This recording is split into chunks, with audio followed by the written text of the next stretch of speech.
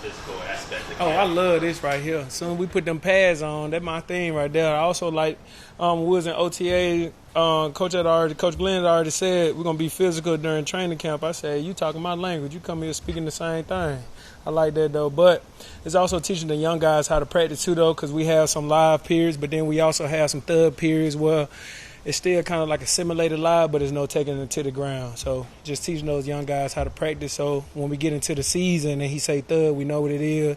And on game day when we say live, we know what it is. When was the last time you went through like a live tackling period during practice? During practice, college. I ain't gonna lie to you. But I also like that when first day of pass, he started off with what I consider like little league fundamental tackling drills, just so we can get into position. A lot of people came from different parts of the college and stuff like that. So when we come here, we all got one form of tackling. We also went through like the types of tackling and stuff like that. So when we get on the field, we know what we're talking about. We all speaking the same language too, though. How much easier do you think that'll make it to get up to speed once the season starts? You've been doing it for 6 weeks or whatever.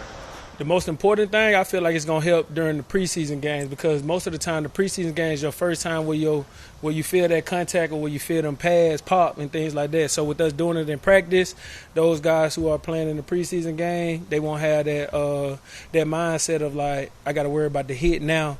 We're doing it in practice, so the speed of the game can be faster as far as like the mental part of it, and then the fundamental part, the tackling, is just a little extra part of it now. What are some of the different things you're being asked to do in this defense that maybe you didn't do in previous defenses?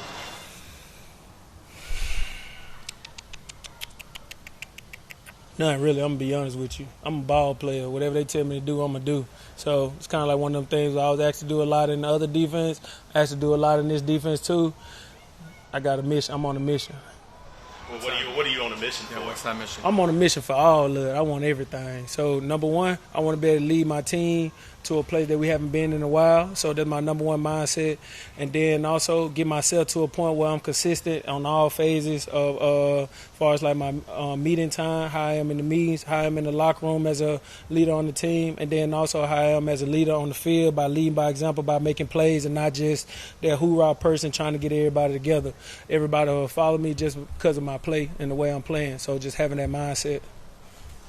You've obviously always been a vocal player, but I feel like this camp, you can hear you from whether we're up here or on the field. Like, has that been something you've been working on intentionally, or you're just like flying around making plays kind of fun? Intentionally working on just the talking part, because I used to be one of those players that I'm just a dog. I ain't no leader. I'm a dog. So actually seen somebody Prime that had said that dogs don't have to say they dogs. Leaders are the type of people that can give, be the most powerful and give power away and still be the most powerful. So Sherwood is one of my captains on my defense right now. So really just having them calling the plays and stuff like that, and then me being able to vocalize what he's trying to get said and stuff like that. What are you saying the difference in him just either on the field or just as his leadership quality? Most of my stuff I see is off the field, which I don't see though. So like just like he carrying himself off the field as far as like being a leader in the locker room. And then y'all don't know, Sherwood ain't talk to nobody. Now you see him playing around with everybody. He also see him being more vocal, taking those chances in practice and stuff, changing the plays on his own. I like that. So he playing a little madness. So when game time come, he has some of those aspects that C.J. Mosley had as far as like we all right. I mean, we all wrong, we all right. So just taking those shots. So I'm actually seeing him grow, being a younger linebacker, saying, hey, man, we on the same page. Let's take some shots. As a teammate, like, do you kind of root for a player like that? Like, that you've seen him, how he came in and how he's developed into the role that he has. It's like, oh, man, you know. Like, I love it.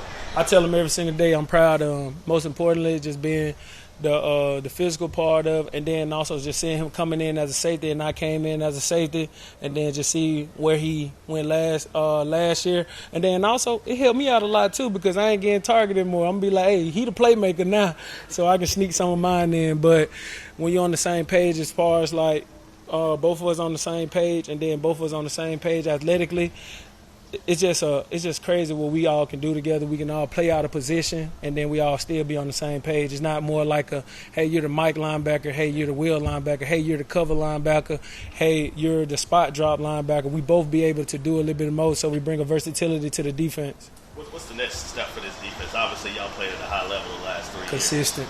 The next level for this defense is to be consistent, to be consistently feared every single week. That's the consistency. So we have those times where we had those games where we had those chances to close them out. We just had to do that. So just being consistent. Quincy, you have goals every year. Now you say you're on a mission. Like, did you do anything different? Did something change this offseason to get you ready for this specifically? What you mean by that? Well, anything you different? No. Anything you did differently to prepare for this season, since you're coming in with this mindset? No, I was really just having those conversations, like I said, taking that constructive criticism from my coaching staff, and then coming in with a new coaching staff, just coming in straight out, not expecting what they want from me, actually going in, Coach Glenn asking me, hey, what do you want from me? Actually going in to Darren, asking like, hey, what do you want from me to be a leader on this team? And then actually talking to strength and conditioning coaches, be like, hey, what do y'all need from me? So then I get those lists, and then I label my goals with those, what they asking from me. So it's not like me just coming in, just being personal, because most of the year that's what I am. So just having that mindset of like, how can I make this team better? And then this new era of the New York Jets, how can I still be a part of this New York Jets team and take it to another level? As far as linebacker tandems, we the best linebacker tandem. I'm just saying, like. Oh, okay. Okay. Jamien. Yeah. How do you want to be thought of? Most feared linebackers. We ain't no telling who gonna cover, who gonna be sitting on the blitz. We gonna be the same person, move as one punch. Building that consistency a physical thing on the practice field, or is it a mental thing you need to do? It's a mental thing and a physical thing, because when you get it in the classroom and then also get it in your playbook, you can move freely, and then you can also move without thinking too, though. So it's a mental thing, but then there's also a physical thing, especially with Coach Glenn got us as far as like the situational footballs, like what are you expecting in this time right here, even anticipating with the coaching staff, like, all right, my coach going to call this in this situation right here, though. So now my mind is clear, my body is calm, and now I'm playing freely. So it's one of those things where it's a mental and physical thing. How do you like the physical nature of practice, just the live tackling? You got to love it. I mean, that's what the game of football is about. And at the end of the day, I feel like it's going to make us better football players come week one. Just building that good foundation going into the season and something to sustain the whole way through. What's it been like going into camp this year? A question starter, like leader of the defense vocally. Obviously, CJ no longer here. Has it been not a confidence boost, but building off of last year, coming this year, going to be able to be more vocal and things like that? You notice the difference in just your play from last year to this year so far?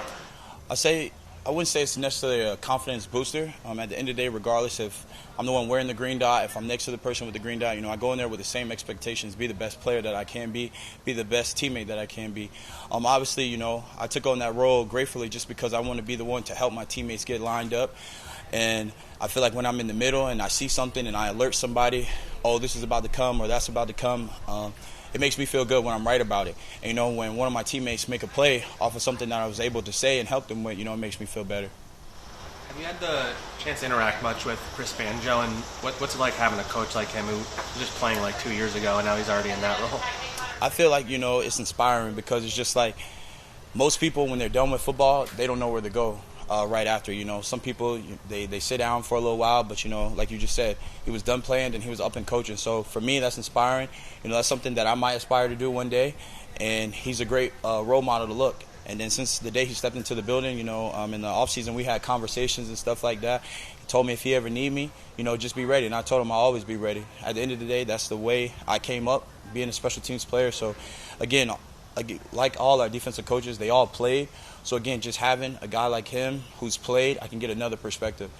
Somebody might bust a chin strap, and I might have to go in on special teams for one play. So, just being able to ask him how he sees this, how would he do it, that's very helpful for us. What's your favorite aspect of this defense, in particular, probably the way that you're being utilized? I'd just say our defense as a whole, just very aggressive, very downhill, stop the run, and get to the football at the end of the day, Especially from our linebackers coaches, our defensive coaches, the main thing is just playing football, Don't be stagnant, don't be robotic, go get the ball. Whatever you have to do, get over top, get under blocks, and again, just making plays. What does Michael Carter bring to your defense? Michael Carter, what does he bring to the defense? Versatility. People might mistake him for being a smaller defensive back, but whenever we have to bring him into a fit, he's always aggressive. He's always near foot, near shoulder. He always brings contact to the runner. Never no leaky yardage that I've seen, and having a nickel like him is very special for us. Quincy said that he's on a mission this year to get the Jets to where they haven't been and bring people along with probably some of the same things that you've kind of said in the past. Do you see any difference in him? You've been with him for a few years now. From Quincy, you're going to get what you're going to get. He comes out here every day, excited, smiling. He brings the energy. He lights up room. So, just having a teammate like him or brother like him, that brings more energy to my game. Like I said, it's my job to help people get ready, get set, get lined up. But, having that extra voice right next to me, is critical because guys are tired. Somebody might be banged up. Somebody might not know what they're doing. But having someone next to me thinking the same way that I think is very critical. Again, it's going to be critical situations in the game, and I got somebody right there that I can depend on. I depend on everybody on that field, but again, having a teammate like him is very special. What was the biggest thing you learned watching CJ last year, when him being under his wing, so to speak? What did you learn? How to play middle linebacker. Again, making that transition to safety was very hard for me. You know what I'm saying? I didn't know how to use my hands. I didn't know where the runs were going. I didn't know how to fit in the pass coverage and windows like that. So again, just learning from a guy like that, I was able to take all that wisdom and, put it into my own mental notebook and, just go out there and play ball. And what's it like here? How special is that having a guy like Sauce on the back end? It's very special because, again, a guy like that who can shut down one side of the field just minimizes the type of throws that you will get. Again, and he's a smart corner as well, so he's also alerting us what we could get from inside route standpoint. When we're in different types of coverages, he let us know that we need to get deeper, if we need to get shorter, if we need to read the quick game or not. So again, having a guy like that's smart on the outside as well, just having the guys that are smart inside, it's just going to be a great defense for us.